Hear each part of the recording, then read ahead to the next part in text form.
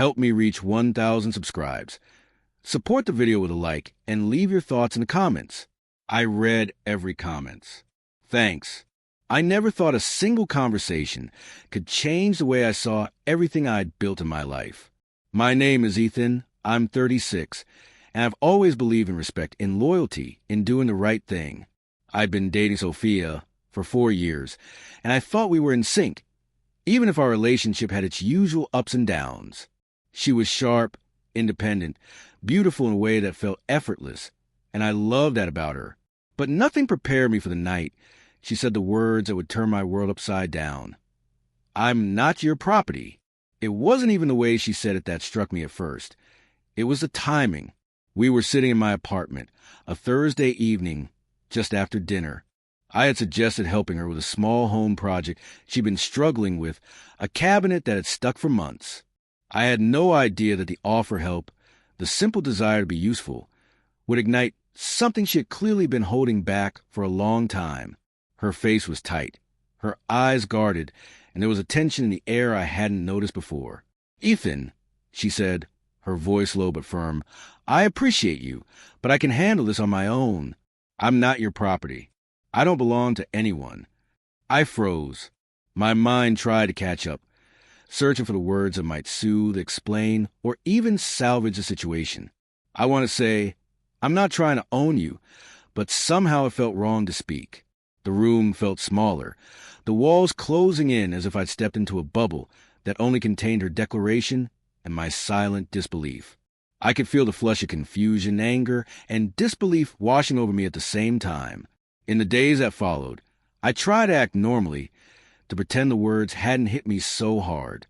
We went to the grocery store together, laughed at small jokes, and went about our routines like nothing had changed.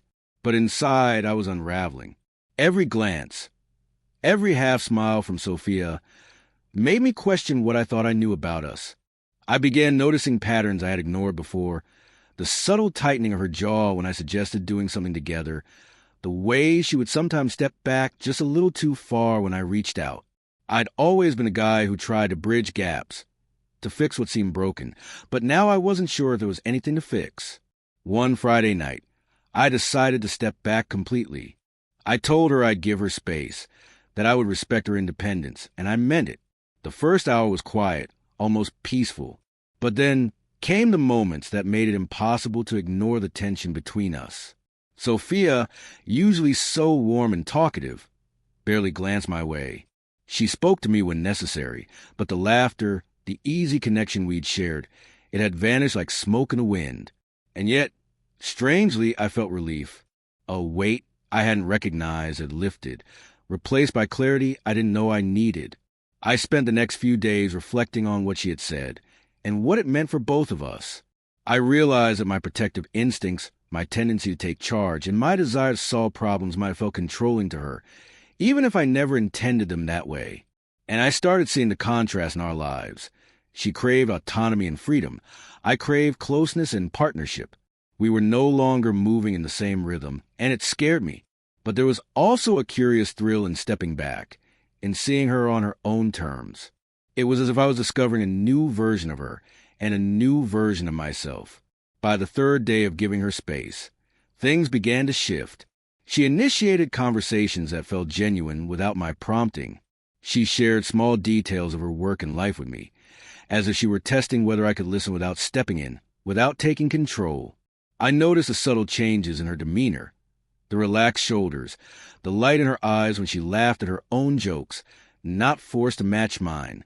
And I realized something important. Giving her the freedom she demanded didn't mean losing her.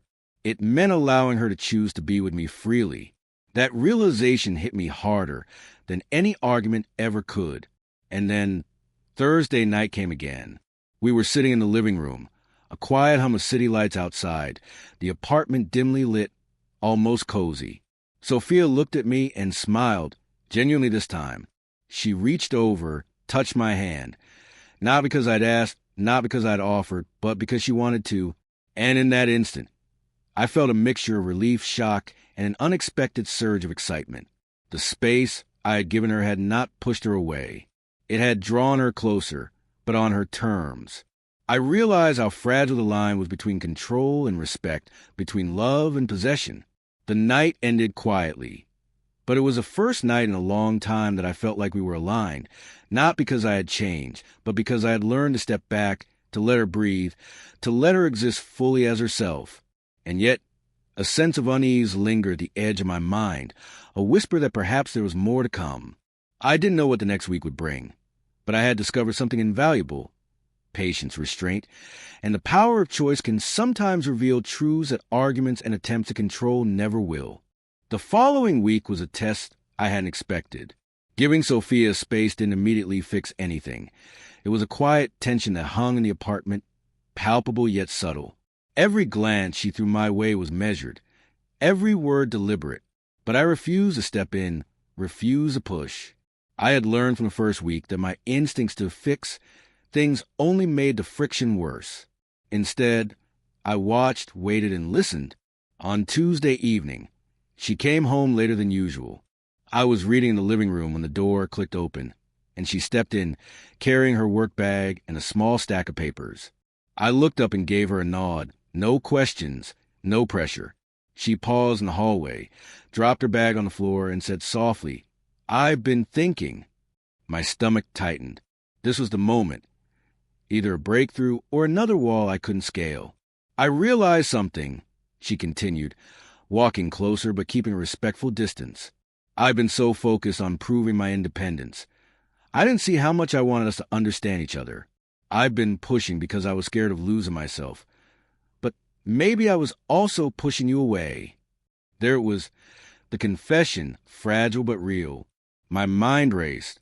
Was this an olive branch or just a fleeting thought? I didn't respond immediately. Instead, I kept my gaze steady, giving her the space to continue. "I don't want to be anyone's property," she said again, but this time her voice had a different weight. "I want a relationship where we choose each other, not out of obligation, but because we want to be here. I've been afraid of asking for that." My chest loosened slightly, but I stayed cautious.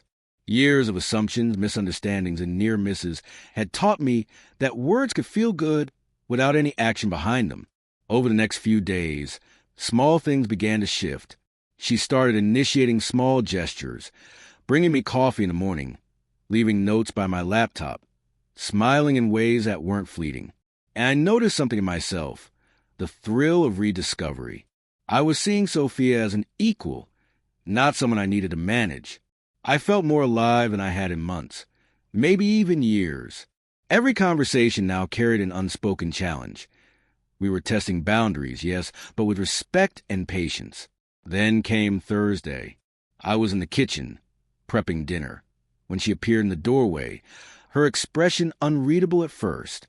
"Ethan," she said quietly, "can we talk?" My heart skipped a beat. This was a conversation I'd been dreading yet hoping for, the one that could either solidify everything or shatter it again. I gestured for her to sit, keeping my tone neutral, calm. "I've realized something important," she began, her eyes avoiding mine at first, then finding them. "I've been taking you for granted. You've been patient, respectful, giving me the space I needed, but I haven't always appreciated it. I was afraid of losing control, afraid of being vulnerable, and in doing so, I pushed you away." Her words landed like a punch, but not in anger, more like a shockwave of recognition. I felt a mixture of relief and disbelief. We talked for hours, slowly peeling back layers of unspoken resentment, fear, and misunderstanding. It wasn't easy, and it wasn't perfect. There were moments of frustration, flashes of old arguments, and times when either of us wanted to storm out. But something had shifted fundamentally. The rules had changed.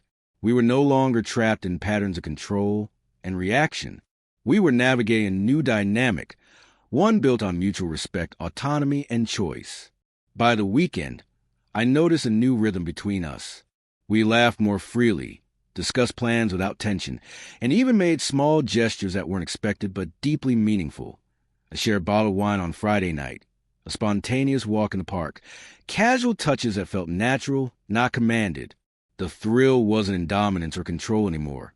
It was in connection, in knowing that we were both choosing to be present, fully aware of each other's boundaries. And then came the night, that made it all crystallize. We were sitting on the balcony, city lights stretching beyond us, and Sophia turned to me, her hand brushing against mine. "Ethan, thank you," she said softly, "for stepping back, for trusting me, for letting me be me without trying to mold me into what you thought I should be." My throat tightened. It was the first time I felt fully seen, fully understood, without any pretense. I squeezed her hand gently, letting the silence between us say what words couldn't. I realized something crucial that night. Love isn't possession. It isn't control. It isn't measured by how much you give or how much you protect. Love, at least a kind worth keeping, is about respect, space, and choice. When we try to dominate, guide, or protect without consent, we risk losing the very thing we're trying to preserve.